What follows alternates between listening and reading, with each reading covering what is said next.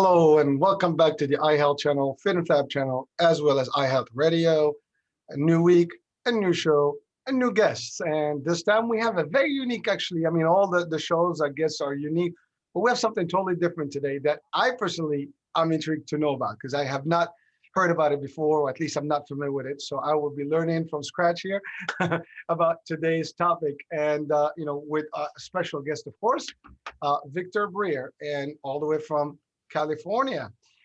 He'll be talking to us about Ayurveda medicine. It's I guess, an ancient medicine that is utilized, I guess, commonly in some places. But I'm not familiar with it. But certainly, I wanted to bring this to the audience, and for something to learn about it, because we have so many ways of getting our care, our wellness, and some of it is modern medicine, some of it Eastern medicine, some of it is ancient. There's so many things that we can do to stay well, healthy, and our well-being is in the right place. So with that little introduction, I don't know much about this, so I want actually Victor to tell us a little bit first about you, and then as well as about the Ayurveda as a system. Now, before that, first of all, thank you for joining us and being on the show. And we're so happy to hear about this. So let's go. Tell us, Victor, what's the deal here? First of all, who are you in terms of your experience and your background? And then let's talk about the system itself. All right. Yeah. So let's just dive in. I'm an Ayurvedic doctor. What does that mean? That means that I have specialized training in the medicinal system that's called Ayurveda. It's from India originally, but is all over the world. And I've run an Ayurvedic clinic in Northern California. I started actually in Los Angeles, and then moved up to Northern California about 4 years ago. But all in all, I've been practicing for over 10 years. Wow. And Ayurveda's gotten pretty popular in California and certain states, Florida, Texas, things like that. And certainly New York, probably New Jersey, it's starting to come into vogue.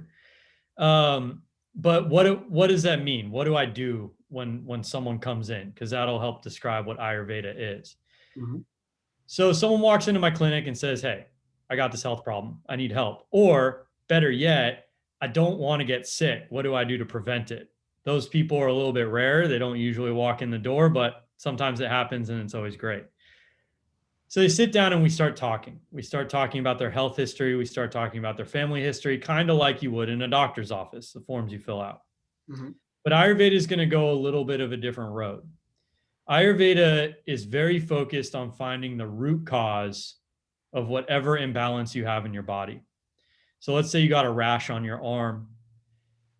Sure, I could give you some herbs because Ayurveda is an herbal-based medicine. It's thousands of years old, so we use plant medicine. And your rash might go away. Great. But there's a reason that your body developed that rash. And that's what I'm more interested in. Or there's a reason your body put on the extra 15 pounds. And it's not just, you ate a few extra sweets and all that stuff. Usually the root causes are far more complex than that. So Ayurveda aims at discovering the root cause of whatever imbalances you have, and then changing your diet, changing your lifestyle, meaning what time you eat, which is just as important as what you eat, what time you sleep, how much stress you're under, what kind of yogic practices you're performing, so postures or breathing, things like that, to cultivate a state of harmony or homeostasis in your body. And then once that state's cultivated, your body can usually heal most of the issues you have going on. Okay, that's a lot of stuff. But I love the way you did it. You simplified it so easy. Like, okay, that makes sense now. Yeah, right. Yeah. Easy. Yeah, well, I mean, I'm sure it's not that easy, but so before we get into the actual concept and the understanding of the dynamics, what does it take to become an actual doctor in this field? Is there a specific, education to it? Is there a specific system, or is it just you become an MD and then you get into it, or what are the steps? I mean, just as an interesting question that comes to mind. Yeah. So if you were in India, you would go through 6 years of medical school to become an Ayurvedic doctor. In the United States, it's not the same. In the United States, they have broken it up into tiers. So there's an Ayurvedic counselor, an Ayurvedic practitioner, and an Ayurvedic doctor. So I'm an Ayurvedic doctor. I started out as an Ayurvedic counselor, and that's 1 year worth of training. An Ayurvedic practitioner is 2 years worth of training, and these days an Ayurvedic doctor is over 4 years of training.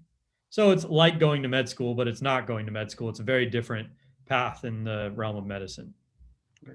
And ultimately, you learn a little bit about the basic medicine and the anatomy and all that good stuff, and then you get into the old medicine, or the traditional, ancient, holistic version of it, I'm assuming. Yeah, so we learn, everyone's got to learn anatomy and the basics of that, but you're pretty much learning the traditional medicine from day one.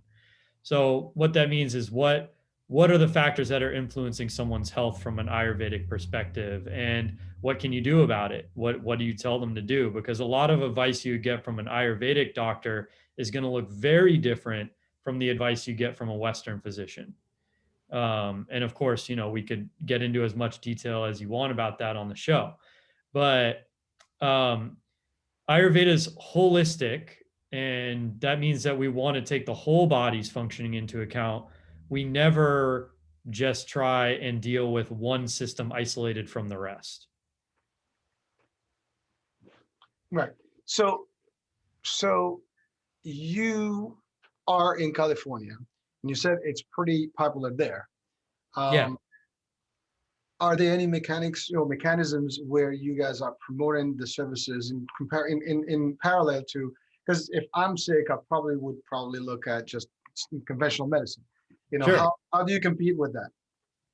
I don't try and compete, to be frank. So what I do is basically offer up, say, hey, I'm here. And these days, everyone's gotten pretty accustomed to doing health consultations over Zoom, which is great. So that means I could talk to you in New Jersey, and we could do a health consultation while I'm sitting here in California. And that's wonderful. So the whole idea is Ayurveda has been around for thousands upon thousands upon thousands of years. It's nothing new. Mhm. But in the United States, it's relatively new. In the United States, it kind of became popular more in the 60s and has been slowly growing in popularity ever since. So with this is one of the ways, like how I'm talking to you is exactly one of the ways. So that someone says, hey, what is this thing that I've never heard of? Goes and does a little bit of research on it, maybe talks to a professional, maybe goes online. If you type in Ayurveda online, you'll see tons of information, tons I of it. did. Yeah, it's Yeah, like yeah. what I did is Yeah. like it's all over the place. Yeah, there's no shortage. So, and then the hope is that it's like, hey, I've got this health problem. I haven't been able to resolve it through conventional means. Why don't I try Ayurveda? It's a very different approach. So ultimately, unless you know about it, you're probably going to use it as a secondary, approach when conventional may not work. And then I've had a few guests that actually find that way their health through non-conventional medicine by discovering new means of treating, different illnesses and so on and so forth. So that's actually pretty, intense in itself. But to your point, it's been around and It's been been around. utilized. Yeah. And surely, if it hasn't been working, it wouldn't have made it today. So it has been working. But again, I guess the dynamics, because it's not your regular medicine, so it's not as popular, or it's not as common. I mean, I'm in the healthcare. The most that we know about the traditional medicine, like ancient medicine, would be something about acupuncture, which we use as a benefit. But Right. some therapy, some other kind of physical therapy type of things that might be, some yoga maybe. And I know you guys do some yoga stuff, and we'll talk about that. But really, that's the ultimate, limitation that we would have in terms of understanding where we go from there. But then, as I'm doing these shows, I really have come across a lot of interesting, ways of keeping your health and your wellness, and even treating some serious elements of disease that you might not have been able to get through with conventional medicine or medicine in general, or even medication. So let's go through the process. Again, there's two people, as you said. There are the people that are looking to just be ahead of the game, and those are the rare ones. And then you have the ones that are basically looking for an alternative medicine that, to kind of figure what they can do because nothing else is working. And I come to you. I mean, what will be the first? I mean, you said counselors. So is that the first stage? I got to meet a counselor to see if this is for me or not? Good question. No. So that's just a level of training. counselor, practitioner, or doctor. So you could go straight to an Ayurvedic doctor or a practitioner. It just depends on who you trust, who you like, right? Yeah. And so let's say you came and sat down in my clinic and you said, hey, I've got digestive issues. I've got acid reflux and I'm tired of taking Nexium or whatever it is that you got prescribed, right? I'm tired of it. I don't want to do it anymore. I don't feel great taking it. And I've been taking it for a year and I don't want to take this pill the rest of my life. So I'd say, okay, let's talk. So we talk about your health history. First thing I'd say is, all right, well, let's just check it out. Give me your basic eating habits for a day. And so you'd say, okay, well, I wake up, I have 2 cups of coffee, I have eggs with Tabasco sauce on them, and then I go to work and I immediately get stressed out. And so then at lunch, I run and get some fast food. I get a burrito, I have more Tabasco sauce. I love spicy food, right? And then, for dinner, I come home, I'm wiped out, I have 2 beers and another cup of coffee, and I go to sleep. All the best stuff, right? Yeah, right. All right. So it's like, okay, so Nexium might dilute your stomach acid, which is hydrochloric acid, right? But that is dealing with the symptom. The cause is your lifestyle and eating habit. So if you want your hyperacidity to go away, then we work on changing that stuff and then you feel better. So obviously coffee is highly acidic. Eggs are highly acidic. Tabasco is highly acidic. Stress is highly acidifying to your body. Alcohol is highly acidic, on and on and on. So the idea is that Ayurveda gives you responsibility, but it also gives you a level of control over your health in the long run and the short run, but especially in the long run. And that's really desirable, right? Because if I could control my health to a certain point, when I hit 50, 60, 70, 80 years old, and that's a gift, that's a blessing. If I can pull that off, that's great, right? Because if our health goes down, we go down. Yep. That's it. We're done, right? Take all your dreams and basically toss them away because you can't. You're crippled. I health is wealth. Yeah. Health as well. Health as well. Absolutely. Couldn't have said it better. So we address those things in a consultation. And then depending on the illness or depending on the imbalance or depending on the pathology, it can be simple or it can be deep and complex. And it gets into the mental aspects of it and the sources of stress and the relational issues and things like that.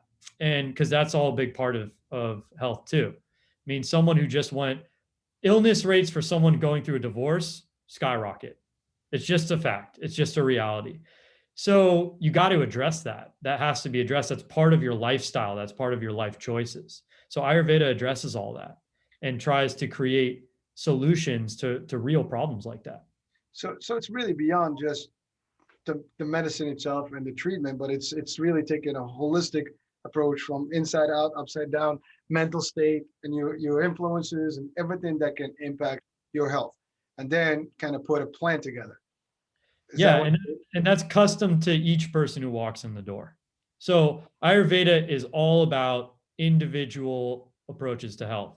There is no broad sweeping, you can't just take Advil for everyone. That's not going to work in Ayurveda. Right. Yeah. Well, so obviously everybody's circumstances are different, and their illness can be different, and it could be. I mean, I'm assuming it's all physical, not mental, or it could be a combination of both. It's almost always a combination of both. Almost always. Yeah.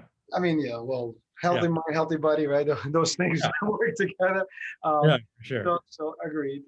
But you do all that work with different types of problematic, situations. Now, is there any, I know you customize it, but are there like steps to the treatment that are similar? And then maybe there's some variations based on the need, or completely customized to individual, persons or people? Yeah, no, there are definitely general rules that are just kind of pretty much healthy for everyone. Broad sweeping health advice. Like, for example, for the most part, Ayurveda prescribes that people should be eating lunch at basically noon, 12:30, around there. Not at 2:30, not at 11 o'clock one day and 3 o'clock the next day, or any of that. So there is just kind of some basic realities, like the reality of the average human being circadian rhythm and metabolic clocks and things like that. When to go to bed, and there might be slight variations, and we might make variations based on lifestyle needs or the current demands of the moment. But there are definitely going to be general healthful things that one can do for their body and mind. Adopting a breathing practice, things like that. But then within the generalness of that, it starts to get very, very, very specific and tailored. So I mean, the way you describe it, I mean, you're really like it's systematic. I mean, you do need to follow, just like medicine. You got to take it before breakfast at this hour, otherwise that's not effective. So it really goes to that level of detail. This is your program. This is your weekly plan, your daily plan, and to get the change that you need to get the results you need, this is exactly how it is. So you do an assessment, then you put some sort of a prognosis, and then you give a treatment format. Am I getting that right? Yeah, and that is exactly right. But I'll throw a curveball for you because why not, right? Let's Why get not? into it. Yeah, why not? So here's the curveball. So there are a lot of people who would sit down and yeah, we'll do the protocol. I say, here's a list of all the foods you should and shouldn't be eating. This is what time you need to eat. This is what time you need to go to sleep, and you'll feel great. Okay, that's one person. Someone else comes in, and I would never do that with them because that's just going to stress them out and it's going to seem impossible and they will feel like a failure because they won't be able to uphold it. And that is terrible for them. Because that was my next question, adherence. Yeah, exactly. And so each person does really well, maybe yes, if they could in some perfect world follow this perfect list, it might not be the right approach for them. And I got to take that case by case. I got to sit down and have a conversation with someone and talk about how real something is for them, how real a solution is for them. Otherwise, they're just going to throw it out the window and feel bad about it. That doesn't help anyone. Well, yeah, I mean, if anyone is, especially when you're looking and desperate, you want to see results.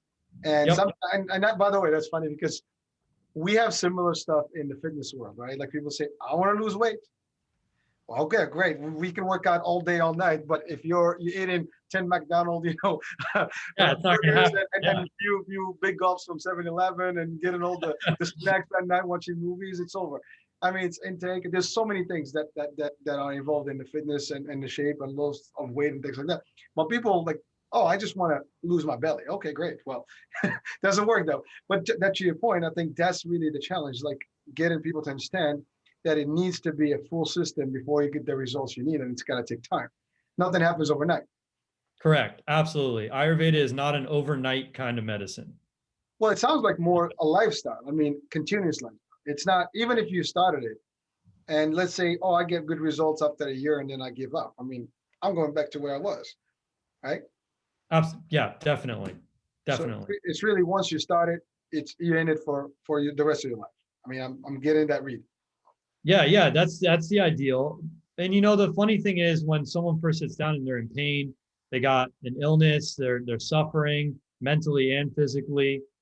When it's like, okay, some of these changes look like it's like, oh my God, how am I going to do that? Like I don't want to give up that thing that I love, right? Or I don't.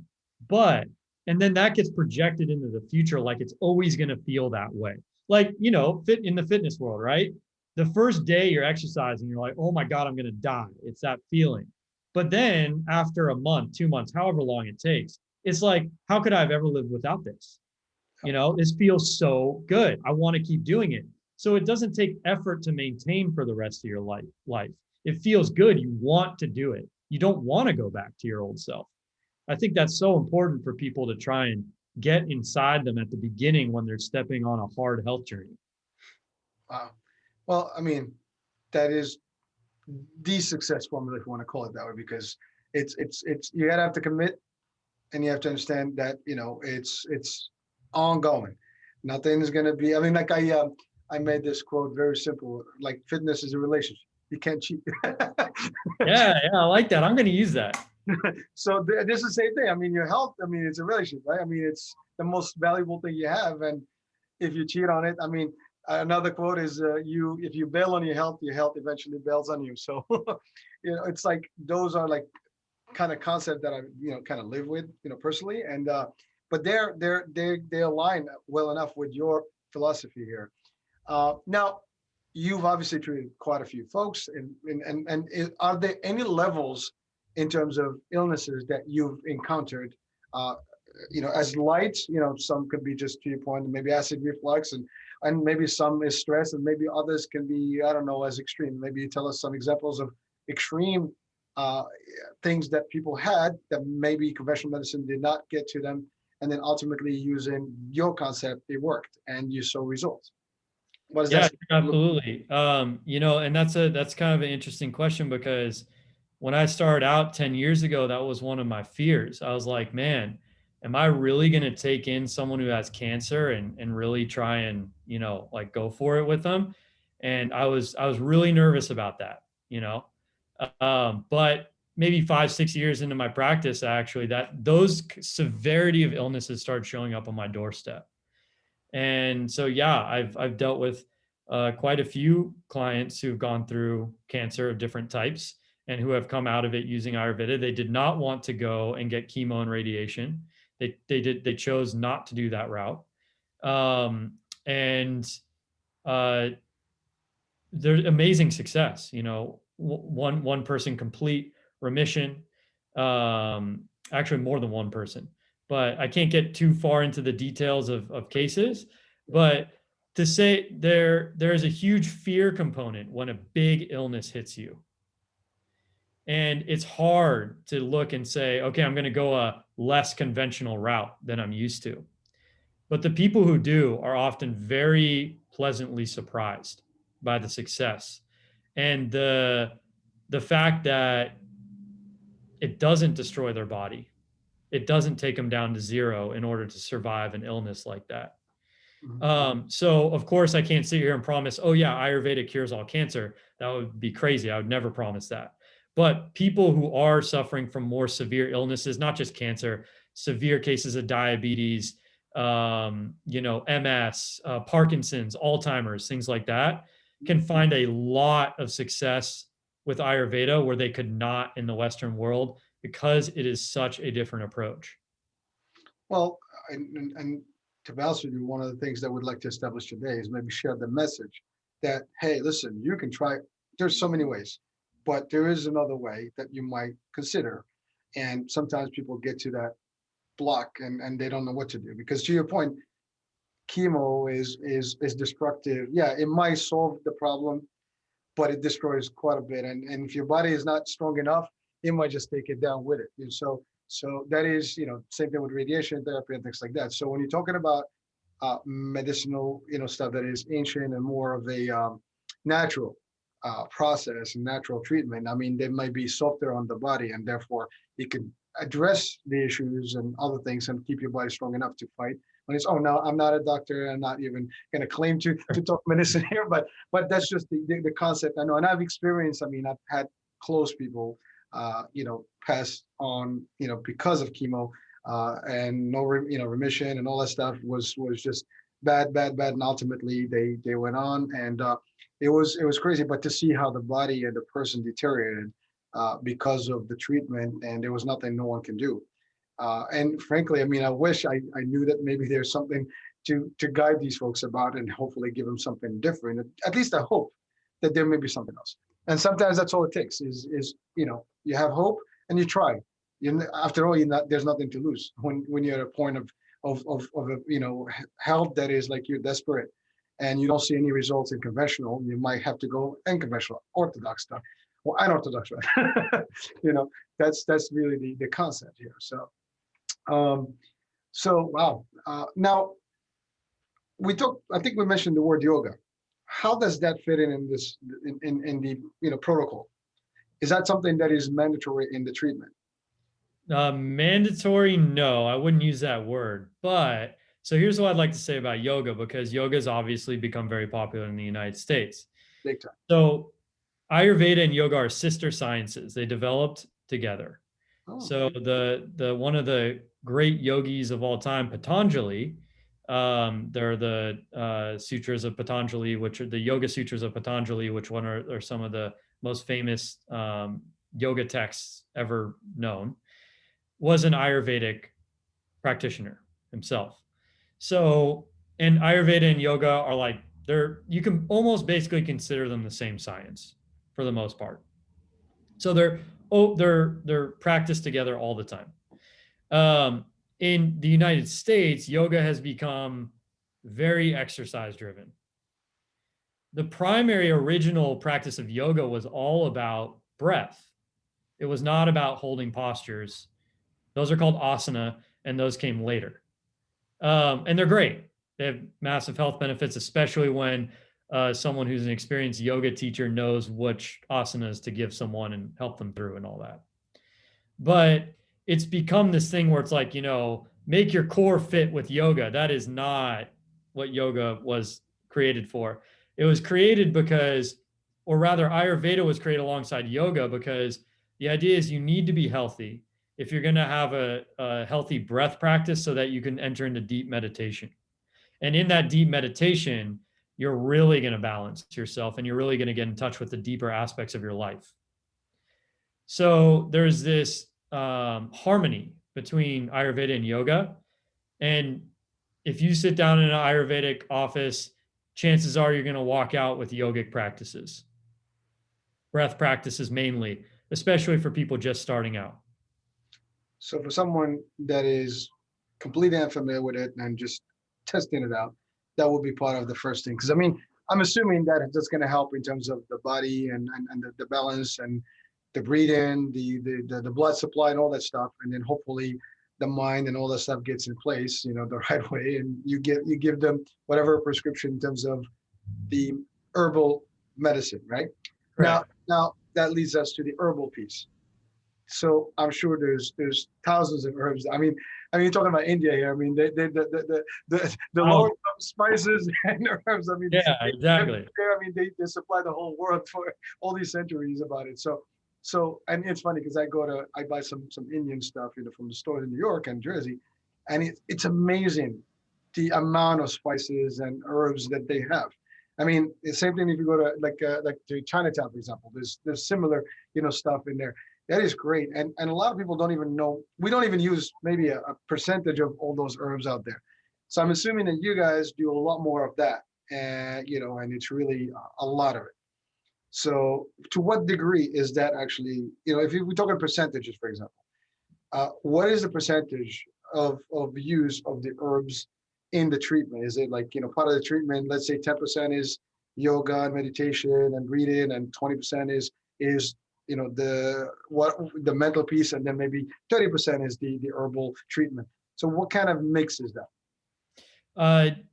So it depends. That's usually the answer you're going to get when you talk to someone in Ayurveda. So there are a lot of Ayurvedic therapies, like physical body therapies. So there's one called Abhyanga, for example, which is traditionally it's done as a massage with two massage therapists massaging the entire body in sync, in tandem. And there are special reasons for that.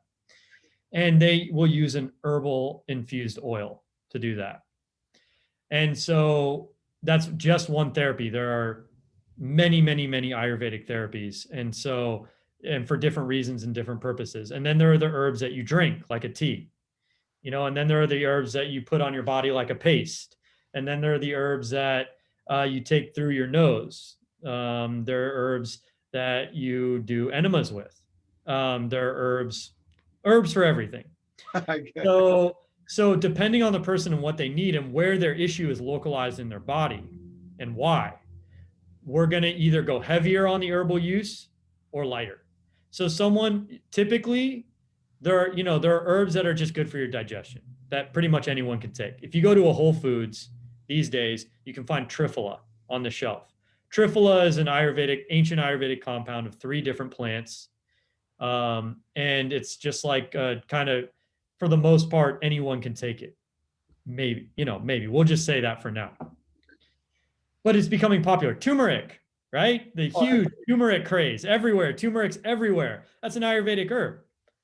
So, and it's mixed with black pepper now, which I would say don't do that, but we can get into that another time. But Ayurveda has been using it in cooking, cuisine, and to use medicinally forever. I mean, so there are these common herbs that we know that we don't think of as Ayurvedic, but we're using them all the time. Fenugreek is another big one, right? In Sanskrit, it's called methi. Um, Holy basil, tulsi. So yes, there's going to be herbs in your world if you enter the Ayurvedic world, but a lot of those herbs are going to be used in cooking, not necessarily as a, pill or something like that you take. So in your daily, routine work, you just make sure you use those things, and that helps the process. Oh yeah, big time. Herbs are big helpers. That's the way I like to think of them. They're not gonna, like you said, if you go to a gym and your trainer's like, "Hey man, we could do this all day long, but if you go have 10 cheeseburgers and four Cokes, this isn't gonna work." That's just honest. Same thing with herbs. I could give you the best herb in the world, but if you go have 10 cheeseburgers and four Cokes, don't expect the herb to do anything. Right. So the herb supports the lifestyle you're adopting to become a healthier person. Well, again, I mean, like everything else, if you really want results, you have to commit to it and you have to do everything. You can't cheat or cut corners. That doesn't work that way. And the same thing with even conventional medicine. If they give you a course of antibiotics and you take them 2 days and you don't finish the course, I mean, it doesn't do the job, right? But Right. here it's just a longer, period of treatment with different aspects and different, conditions, different tools. And when combined together, the results are there. Now, Yeah. that leads me to the question. Someone starts a treatment, ultimately, depending on the condition, that treatment will vary, and the cure type, if they're to see real tangible results. Ultimately, the cure may not happen immediately. It can take years, but to start seeing a change, typically, if they apply everything, what would that be in general terms for someone that is mild or someone that is extremely sick? Again, if there's any way to even quantify that. Yeah, there is. Thank you for asking that question. Actually, it's a great question. As soon as the next day is a reality. Yeah. Wow, I didn't expect that. Yeah, I know, right? Yeah, I was So like, wow, okay. that's the thing. And of course, that's not universal, of course. But the thing is with Ayurveda, people like to think of it as slow for some reason. And okay, fair enough. I could see why that happens because there is a slowness to it. There is an aspect of take a long time to rejuvenate and build, especially with some of the deeper diseases. But if someone has terrible lifestyle habits, especially here's one that you notice the next day. Someone comes in, what's your eating habit? Da, da, da, da, da, so on and so forth. I eat a heavy dinner with a lot of meat at 8 p.m. at night. Then I have 2 scoops of ice cream. Okay. So that's no good, right? We know that. So You'll be surprised. yeah. That's right. Part of the protocol, because some study came out saying that if you eat 2 scoops of ice cream at 9 o'clock at night, it's good for your prostate or something. I love those studies. But it's a right. That's not a real study. I'm making fun of studies like that. The if I'm talking to that person, if we're in a conversation, I'm like, okay, look, can we stop that? It's like, yeah, I can stop that. I know I shouldn't be doing it anyways. They're gonna feel a lot better the next day. But that's Ayurveda. Their body's going to start healing immediately when they stop that habit. Immediately. Because the body wants to heal. It wants to. And we just get in its way a lot. The body is always striving for equilibrium and homeostasis. Always. And to your point, that's why we sometimes have fatigue and other signs. So it's kind of like, hey, warning sign, warning sign. You got to do something about this. Breathe. Absolutely. I mean, now we have the Apple Watch that does that for us. Says breathe. Yeah. But really, I mean, your body gives you signs when something is wrong, and then some people will respond, and some people will probably ignore until it's way too late. And that's resilience, right? So your body's capable of when you ignore the cues. Your body's communicating to you a lot like you're fatigued, you're stressed, you're fatigued, stop. And you're right. You can ignore the cues, no problem. Maybe you got to do something, right? Maybe it's really not that, maybe you have a choice technically, but not really, there's something you got to do. That's fine. But it's exactly like you said. It's when you ignore it for too long. That's when something goes. That's when something breaks. That's when the body cannot cover your butt anymore. And something goes awry. And then you need an intervention. Then you need help from herbs, or you need therapies or something like that. You need actually a physical manipulation back into balance. Well, the issue there is that a lot of people sometimes they want to make it a stop to things or change, they just are unable to do it. They just are so, I would call it weak sometimes, in terms of temptation or whatever their habits are, and they just cannot really. Oh my God, I love chocolate. I can't stop. I love coffee. I mean, I'm guilty. Coffee is like my thing. So I know it's not, I mean, there is some benefits to it, but probably the damage is worse. But that's it. It's like, you want to stop, but you just can't. And you try, and that's really what it is, that discipline that you can make change and really make it work, and you have to commit to it. That's a big step, and most of the people have fear of that step, or just they're not sure. It's like everything else. You drink alcohol, you want to stop, it's not going to happen that easy. You smoke, it's a little hard. Everything. Even burgers. If you like burgers and you like meat, it's hard. And even though you have some real claims on your body, and you have some diseases the doctors say, well, you eat too much meat, yet you still love to get a nice little. And diabetes is a big deal. A lot of people with diabetes, they still crave sweets. And, as much as you get sweeteners, they don't really, get the job done. I mean, sometimes you do cheat and get a little cookie here, whatever, not helping, but that's the problem. So I think it's funny, fasting is another one, right? Some people, they can't fast. It's hard. I mean, we have all these diets and stuff, and they want to stop everything. And it's like, well, I'm not going to stop. I can't stop eating.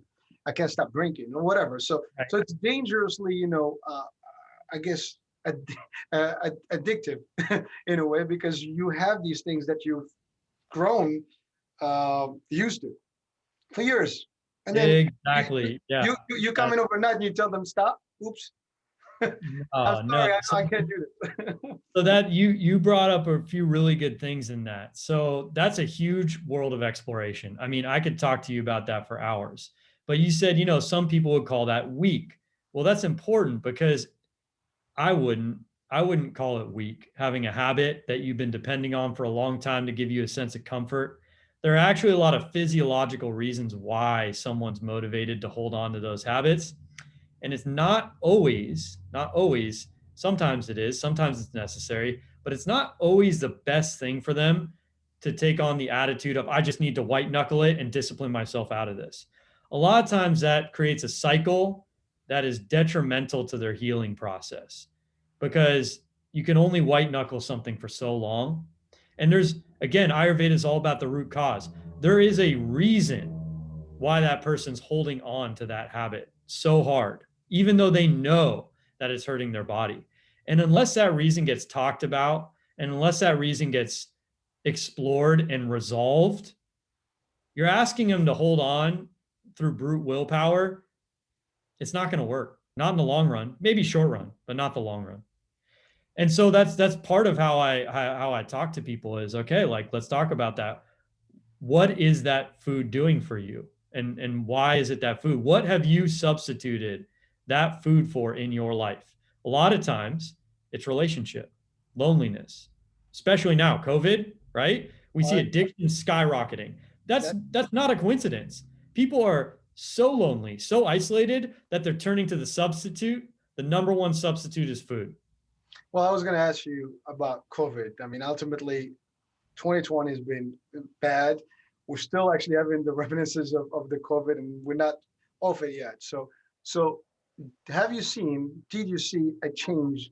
And certainly you obviously, claimed right now that it's there. We know that there's a spike in a lot of different social issues and eating habits and people getting one. And we've tried actually, even as a company ourselves, to try to help people keep their mindset, with fitness and things like that, and keep them busy.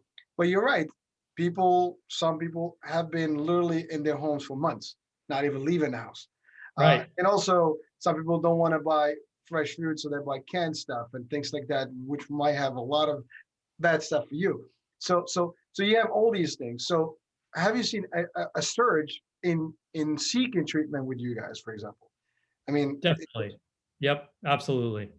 Definitely a surge. People woke up, especially people who want to prevent or keep their immune system strong during this time to try and prevent getting something like COVID or something like it. And especially immune compromised people who know that if they get COVID, it's very dangerous for them. So getting a lot of phone calls from people who are on the fence And it's like, okay, this was the pushover. And honestly, to tell you the truth, and this is great, people should do it for this reason. They want to reach out. They want to talk to someone. They should. Just like they should call their trainer. They should engage in activities like that, even if it's online. It is so important for the mental health, which means the mind in Ayurveda, the mind and the body are not considered separate, which means it's good for your physical health. You need human interaction. It is a necessity, not an option. Well, you're right. I mean, unfortunately, this whole thing had almost triggered an isolation mode for plenty. And some people were able to, I guess, survive it and go out and do whatever they can. But a lot of people, because of fear, and they just don't want to interact with no one, and ultimately they just enclose themselves. And weight gain has been a problem. Bad habits have been picked up. And you had mentioned the keyword stress, and I think that is the one of the biggest things. I mean, you talked about divorce and all these things. I mean, I think all this stuff is like almost like a ripple effect that happened over the last years. And of course, some of it is not new. It's always been there. But I think the pandemic had made it so clear and so vivid that we can't even deny it. And now it's clear that we are facing a problem after the COVID pandemic that we're still going to continue, because now health issues, mental issues, going to be socioeconomic things are happening as well. So we have a lot of things that we need to address. Now, with your prototype, well, not prototype, your system, the people that have reached out, I mean, have you seen any folks that had, for example, COVID, not the stress, not the stuff, but really that have been, impacted with the actual virus, and maybe they could not get the proper treatment, or they still had some sort of after effect, because a lot of doctors would say that, even if you get COVID and you get cured, there's some damage that is certainly going to linger with you. Now, have you experienced some of that, and maybe have you seen some results that were literally changing people's lives at this point?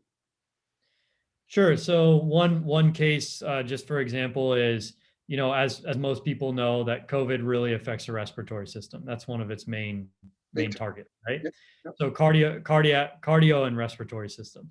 So I had a client who suffered from asthma for a long time, or wasn't my client at that time, but suffered from asthma, got COVID, recovered, and then came to see me. So, and it was like, okay, look, I had this long-standing imbalance in my lungs, got COVID, and I'm concerned that I'm going to be damaged more permanently. So that's the fear, right? Mm-hmm. So legitimate fear. So we start addressing those issues. But now here's the important part, and this is what Ayurveda says. So when we have weaknesses in our body, and everyone's got them, somewhere in your body, there's either a weak organ or system or whatnot. That system is, of course, pretty commonsensically more susceptible to disease, or increasing disease of increasing intensity. And so that's typically what we would address in Ayurveda. So if someone were to, so that person particularly, we get them on the right diet, we get them on the right herbal formulas, the right kind of conversations, eating at the right times, so on, what we've already discussed in this episode. Mm-hmm. And starts to see improvement. And then what does that do? That brings a wave of relief that he's not permanently damaged. Now, that wave of relief isn't just a wave of relief. That changes the body's nervous system state into one of calm and relaxation, which that's called the parasympathetic nervous system. And then that actually enhances future healing, still remaining in that state. Whereas someone in fear is actually suppressing their immune system because they're spending too much time in their sympathetic nervous system. So we have this actually mechanism inside us that is switching back and forth between these nervous systems. That's called the vagus nerve. And it's this huge nerve that runs through our bodies. And depending on when we're scared or when we're calm, determines the trajectory of our long-term health. So one of the things that Ayurveda focuses on is making sure that someone experiences relief or calm or hope, like you said earlier, because there's a physiological effect on that person's body that will bring them into a healing state. So massively important, and massively important for anyone who's suffering from fear.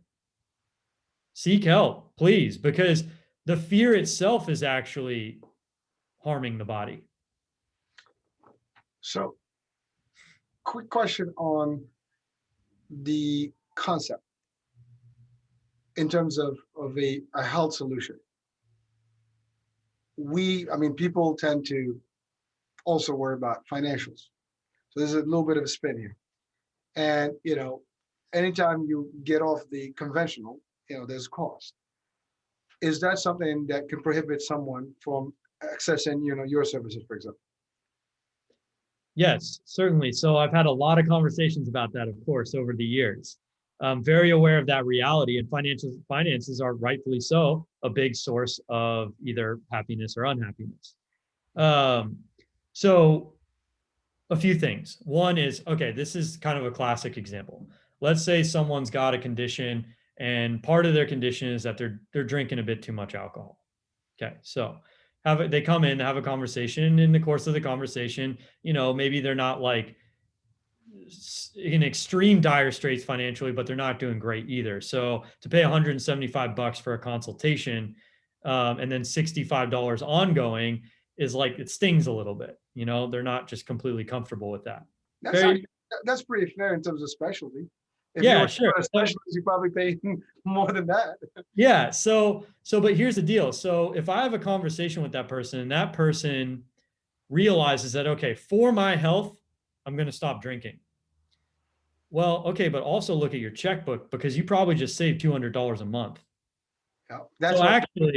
actually, maybe I could charge $1,400 for that visit, because in the long run, he'll still be saving money. I'm just kidding. I'm not going to do that. But if you're saving $200 a month, then being a healthy person just saved you money.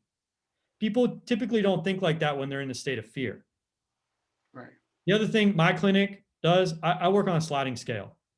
I'm not going to turn people away for health, or when they enter in need of health help, because of a few bucks. It's just not going to happen. Mhm. So that's one thing I do personally. Not every practitioner does that. I completely respect that. They got their own financial realities to think about, stuff like that. But I think that people should take a good look and say, you know what? Maybe this is going to cost a little bit of money. It's not covered by my insurance, but actually, I'm going to save a lot of money, because also, if I'm healthy, usually a healthy person can make more money. So all those factors weigh in. It's actually a really interesting conversation. Well, not only that, but I mean, perfect response there. But there's more to it. I mean, I would say if you spend money on yourself, to get healthier, well, that means you can earn more, to your point, and therefore that problem is resolved. But if you're unhealthy, there's a good chance you might lose your job, and now you'll have worse case scenario, because sometimes you may not be able to perform at work, because of your condition, whatever. Your mind is not there, your body is not, you are absent all the time. And some jobs may not take that for a long time, and eventually you end up, not employed, whatever. So there is that. And so you invest in your health. And it's funny because that is very similar knowledge that we have in the fitness world, because people come to the gym, oh, that's expensive. Yeah. Is that really expensive for your health? I mean, people go spend, for example, in the ladies' world, I mean, they can go to manicure, pedicure, spend a couple $100 in nothing, right? Guys can, to your point, can go and buy a pair of sneakers and a jersey, and now it's like $300. But for your health, you might want to spend $60 or $100. It's a long run. I mean, I drink coffee. A cup of coffee right now is like $3-4. So if you spend a day, that is, I mean, you add that, you remove that. I mean, I have enough to pay for the services. So it's just a matter of there's a will, there's a way, and sometimes that's the adjustment that people have to make. But if it's certainly, I mean, first of all, we're talking about some illnesses that may cost a lot more money. You mentioned cancer. I mean, a pill can be $300. Okay, Right. so chemotherapy sessions are very expensive. You don't have insurance, forget about it, right? Right. So alternatively, the other choice is definitely more financial, finance savvy, if you want to call it finance, nice, in terms of the approach to it. So again, obviously the cost is important, and I'm not sure if you guys accept any form of insurance and things like that, or have you as an industry, as a group of different medicine, entertain maybe working with health plans and insurance companies to kind of add you guys as an alternative medicine type of approach.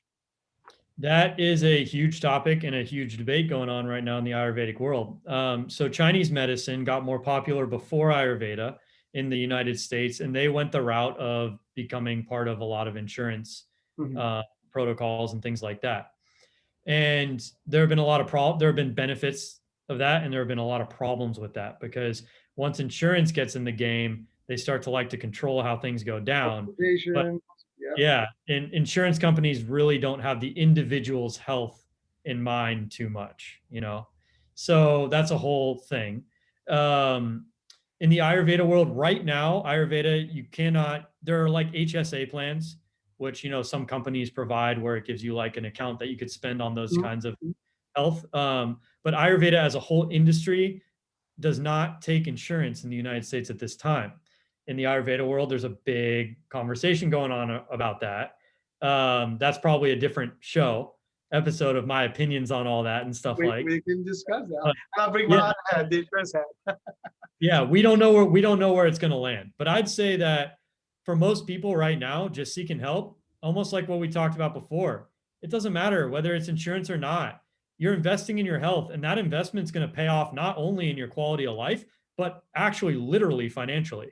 I mean, a lot better than a lot of other financial investments you can make, frankly. Well, listen, you can't go wrong with your health, that's for sure. Yeah, right. It's a safe bet. The best bet, actually. But Yeah. but you just said, I mean, again, someone that has some bad habits. I mean, if you eat every day junk, and or you eat, extra meals that you shouldn't, and you save money in those.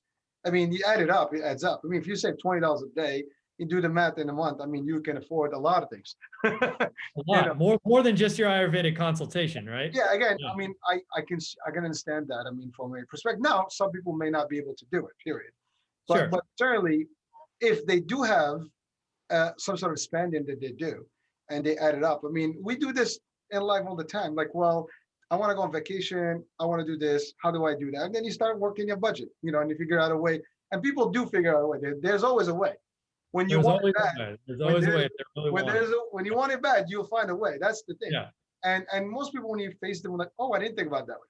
Well, that's because you had some sort of a block about it. Like well, I don't want to change, but which one do you want to go? Which way? Listen, nobody's forcing you or twisting your arm, right? At the end of the day, this is what you need to get better. So, all right. I'm trying to think here. We've covered a lot of grounds, but now, but what what obstacles do you encounter as an industry today? An It's industry to what specifically?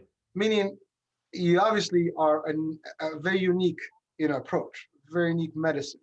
Are there any pushbacks against, the way you observe medicine? I mean, ultimately you're competing against conventional medicine. Are there any type of, I guess, lobbies, things like that, or powers that kind of stop your becoming? Well, I mean, I'm not becoming. You've been there for centuries, but you know what I mean in terms of like the Yeah. today's modern world in the U.S. Yeah, and there are obstacles, there are pushbacks, as there are with anything new trying to get in there. It depends state by state. It's very different. I'm in California, which is very liberal with practitioners like myself. You know, I have a lot of freedom to pursue Ayurveda with people as long, of course, I have to follow, safe practices and all that stuff, of course, and I'd want to whether the state required that or not. But in other states in the United States, it is much stricter. And actually, other parts of the world as well. In Europe, before the show, we were talking about Europe. Mhm. It is much stricter on Ayurveda and the practice and what kind of licensure you need and so on and so forth. And of course, there are benefits to that and there are disadvantages to that. But as a whole, I would say the biggest obstacle to Ayurveda right now is myth busting cultural concepts of health and people opening up their minds to like, hey, maybe losing weight isn't just about burning calories. Maybe there's a lot more to it. But that's a hard thing when you sit down and talk to someone about that. That can often be a challenging conversation because, like you said, there are things they're willing to give up and there are things there aren't. That that's a whole there's a whole underworld of that inside everyone. But that's what the conversations are all about. So getting people to open up to a different way of looking at health, that health doesn't have to be this, I'm okay as long as I'm not in the hospital. Ayurvedically speaking, we would say, no, no, no, no, no, take care of it long before, Preventive. because the thing that starts as a little thing in 30 years is the thing that we call Parkinson's. Yep. But it started 30 years ago as this little thing that's just like, ah, yeah, whatever. I can't deal with that, you know? So I think the main obstacle is getting it inside people's hearts that it's like, maybe that as a culture, we don't think about medicine in the healthiest of ways. Well, that is actually true because in the world that we live in, and again, I've been in the industry, I mean, the insurance world, and especially managed care for over a quarter century right now. So, I've seen a lot. But one of the biggest thing that we've noticed all the time, and it's still, in play, is that people go when they're sick. They don't go for preventative care. They don't go for their wellness visits. They don't go for their routine care. They wait until something's bad. And typically that one's up at the ER or maybe a hospital, stay. And that's why insurance gets crazy because now it costs money. But if people really literally go and get their care in advance, in whatever formula they want, whether it's general medicine or common medicine or alternative medicine, it doesn't matter. You can pick the choice, but at the same time, you got to do it to your point early by putting good habits and practices and always checking out. That leads me to the next question. How often someone needs to be seen by a doctor uh, to get the result? Is it a once a month? Is it every week? I mean, is it every other day? I mean, obviously, depending on the circumstances and the health condition, I'm sure there's got to be a variation. But what is the minimum requirement to get someone really on a regimen and through a formula? Yeah, sure. So, here I'll give you like a very general thing. So, someone comes in, we have an initial consultation. Consultation's 45 minutes to an hour, right? We really get into it, talk about everything. I get a really thorough understanding of what's going on in their life and what's gone on in their history. About a week later, I like to see them again for a half an hour check-in, see what's working with the changes. By that time, they probably received their herbs, the herbal formula. They start taking that. Then maybe again after 2 weeks. Then maybe one more time after another 2 weeks. And if everything's going pretty good and they're doing well, then check-ins once every few months just to keep the ball rolling or when they have questions. That's kind of a typical. Some people, especially people who are dealing with heavy addiction or they're dealing with severe illness, or they're dealing with frankly, a lot of weight loss people like this. Not that they necessarily need it, but they like it. We will do a daily check-in for accountability purposes. Not necessarily that we're altering their regimen every day, but because it really helps to have someone on the other side who's not a family member, right? Neutral to your life situation and dramas and experiences, right? Look at it and say, hey, it's all good. Just take a left here instead of going right. And someone's watching and someone's got your back. And if you start to slip, I'm going to notice because I'm watching you every day. Some people like the security of that. And I think it's a great thing. Well, I think I agree to that because some people are hands free and some people really are hands on. Yeah, exactly. The minute you let them go, that's it. They just can't. They need somebody constantly on top to keep them, in check until they get to that point where I see the results. Now I got this. But you're right. Especially in the beginning times, it's rough. It's not easy. So I like it. And but believe it or not, it's not any different from when you go to see a regular doctor. I mean, typically, if you have a condition, they're gonna see you the first time, come back in a couple of weeks, do some testing, let's come back another, until they get you to a healthy point, and then they say come back every 3 months. Whether you're diabetic or any other, other type of more, severe conditions, that's exactly the same formula. So it's really not any different. It's just a matter of maintaining that particular patient to a degree. The difference is the amount of time that is spent with the client. So a first visit here is, like I said, 45 minutes to an hour. Doctor's office, I think the average these days is about 6 minutes. Well, actually, to your point, that's a whole topic we can discuss. And you're right. I mean, in most of the clinics and the physician's offices now, If you're lucky, you get 10, 15 minutes with a doctor. Even some of the better practices now, you're talking about 20 minutes. Right. And frankly, some doctors actually are better than others. I mean, they'll take the time, especially if they have certain conditions and things like that. But you're right. When it's more of a commercialized version. I mean, you come in, there's 10 people waiting on the waiting room. I mean, with COVID, it's a little different, so we get less of that now. But prior to COVID, I mean, people were lined up, in the waiting room for hours. You have a waiting time. Sometimes you wait for an appointment to get in. That's another. Now they have some specialized medicine now, which is like concierge medicine. You're probably familiar with that, where people actually can book their own, but you pay for that. That's similarly when you go into a private practice. Yeah, absolutely. And it just depends on what you need. But I found that a lot, especially now, but it's always been true. That connection, the feeling that the person gets when they can relax and talk, communicate, make eye contact, like all those things, really say like, this is the story, this is my history, and not feel like, okay, I have a list, and if I don't get through all these points, then the doctor's not going to understand what's going on and I'm screwed. Those are two very different states that a person enters into. And the first state I described is back to that parasympathetic state. A lot of times that connection, someone walks out of the office feeling better just by talking.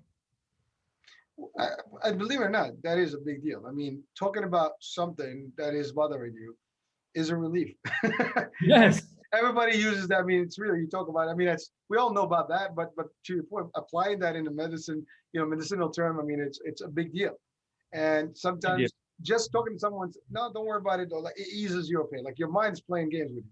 Oh my God, this is the end. I don't know what's going on, and it could be nothing. Right. But yeah, I mean, it's interesting. I mean, but again, it's that same combination, mind, body, but you need an expert to highlight that, and that's where you guys come in. So I mean, we come into the end of the show here, and I'd love to continue. Maybe we'll do a second sequel here, for maybe other pieces of the discussion. But so one question I wanted to ask earlier, and we just skipped on it. How did you get into all this? Yeah, so that's a good story. So I'll tell the short version. I was 18. I started getting this nagging pain in my left shoulder blade. Not that bad, right? So not like, oh my God, I'm out for the count, but just nagging, just enough not to be serious, but not enough so that I could ignore it.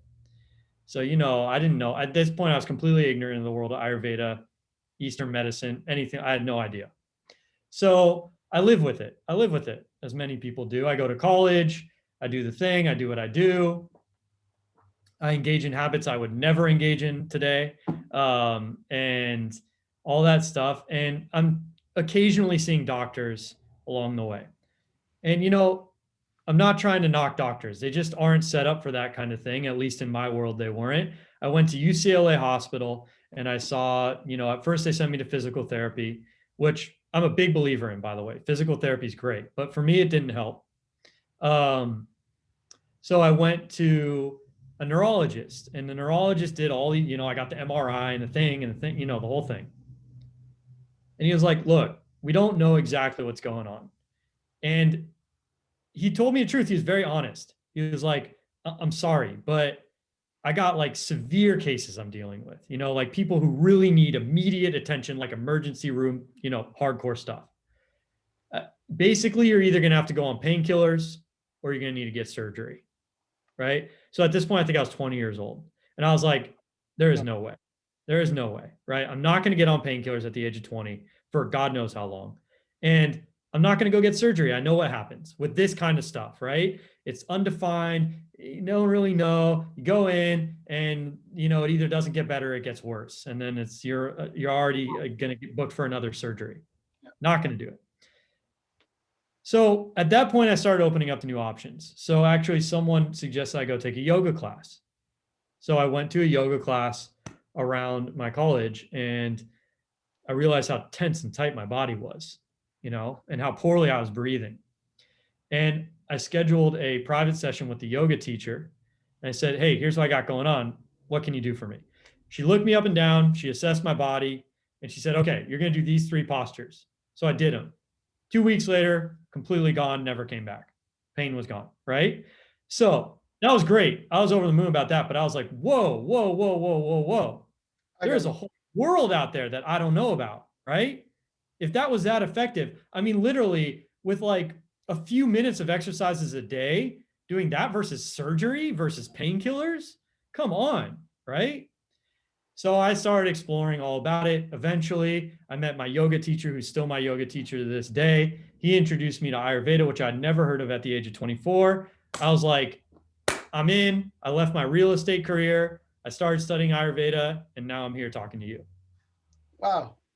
That's pretty interesting. But again, you got exposed to it and you saw the results, and that was it. A change of a path. That Wow. was it. Well, listen, Victor, it's been a pleasure. Ladies and gentlemen, Victor Bria here. A very, very interesting conversation and a whole different, outlook at how we can get better in terms of both mind and body. Again, so the description of the profile on Victor and his practice is in the show description. The link to the site as well. So please check out his practice. Again, he can do this from a distance, so he can do it whatever you are in the world right now. Yeah, thanks Zoom and all these virtual type of presentation pieces that we can use these days. So that is awesome. And yeah, right, you can do this. Doesn't matter. Someone wants in, they can seek your help, and you. I mean, you make me feel like almost I want to call you and talk. Hey, let's talk, man. Just Yeah. for the sake of it, just to try it. I mean, I love this stuff. So, but certainly for anyone listening and or watching the show today or later, listen, it's an alternative medicine, another way to look at things. Definitely works.